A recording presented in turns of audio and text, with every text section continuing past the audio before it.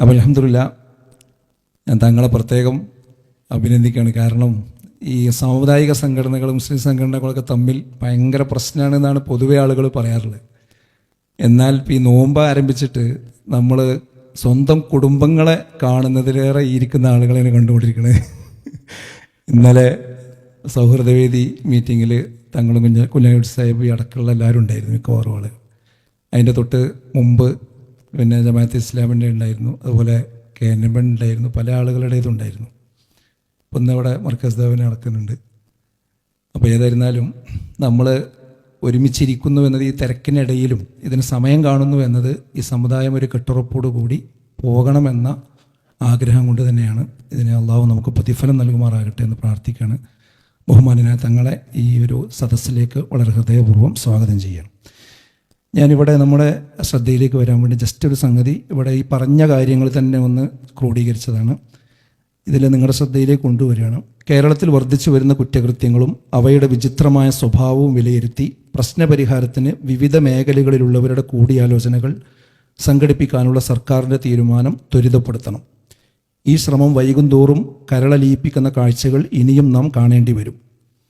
നാം കണ്ടെത്തുന്ന കാരണങ്ങൾ, എത്തിച്ചേരേണ്ട പരിഹാരങ്ങൾ എന്നിവയെക്കുറിച്ചുള്ള ആശയക്കുഴപ്പം അവസാനിപ്പിക്കണം.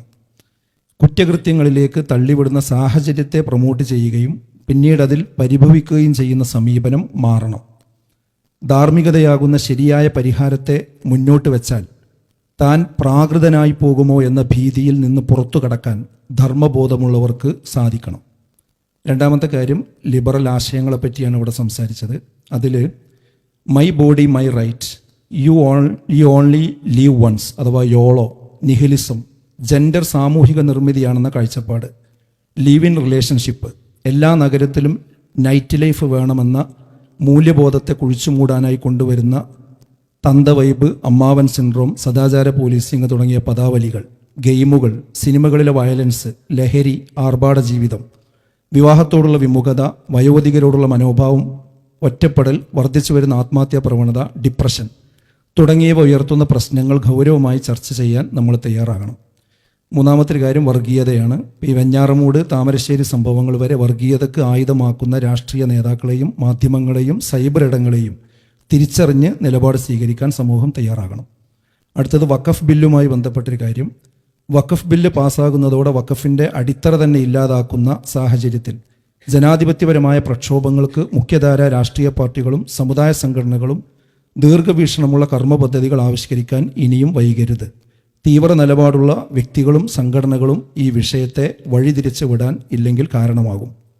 അടുത്ത ഇസ്ലാമോഫോബിയുമായി ബന്ധപ്പെട്ട് ഭൂരിപക്ഷ പ്രീണനം ലക്ഷ്യം വെച്ച് നടത്തുന്ന ഏതൊരു പ്രചാരണവും ആത്യന്തികമായി ഇസ്ലാമോഫോബിയക്ക് വളരാനുള്ള സാഹചര്യമാണ് ഒരുക്കി കൊടുക്കുന്നത്.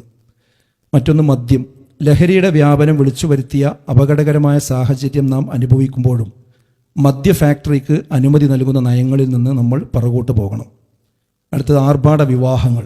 വിവാഹത്തിൻ്റെ പവിത്രത കളങ്കപ്പെടുത്തും വിധമുള്ള അതിരുകടന്ന ആഘോഷങ്ങൾ അവസാനിപ്പിക്കാൻ അടിയന്തരമായ നീക്കങ്ങൾ സമുദായ സംഘടനകളുടെ ഭാഗത്തു നിന്ന് ഒന്നിച്ചും അല്ലാതെയും ഉണ്ടാവേണ്ടതുണ്ട്. മറ്റൊന്ന് പരീക്ഷയാണ്. കേരളത്തിലെ പ്രധാനപ്പെട്ട പല പരീക്ഷകളുടെയും സമയക്രമം തയ്യാറാക്കുമ്പോൾ പ്രബല ന്യൂനപക്ഷ വിഭാഗമായ മുസ്ലിമീങ്ങളുടെ വിശേഷ ദിവസങ്ങളായ പെരുന്നാൾ, വെള്ളിയാഴ്ച, റമദാൻ എന്നിവയെ സാരമായി ബാധിക്കുന്ന സാഹചര്യങ്ങൾ ആവർത്തിക്കുകയും അക്കാര്യത്തിൽ സമുദായം പ്രതികരിക്കേണ്ടി വരികയും ചെയ്യുന്നത് നമ്മുടെ സാമൂഹ്യ അന്തരീക്ഷത്തിൽ പ്രയാസമുണ്ടാക്കുന്നുണ്ട്. ഇതിന് ശാശ്വത പരിഹാരം ഉണ്ടാകണം. മറ്റൊന്ന് നോമ്പും പുതിയ ട്രെൻഡുകളും. നോമ്പിൻ്റെ ലക്ഷ്യം അട്ടിമറിക്കപ്പെടും വിധം രൂപപ്പെട്ടു വരുന്ന പുതിയ റമദാൻ ട്രെൻഡുകളെ തിരിച്ചറിഞ്ഞ് തിരുത്താൻ നമുക്കാവണം.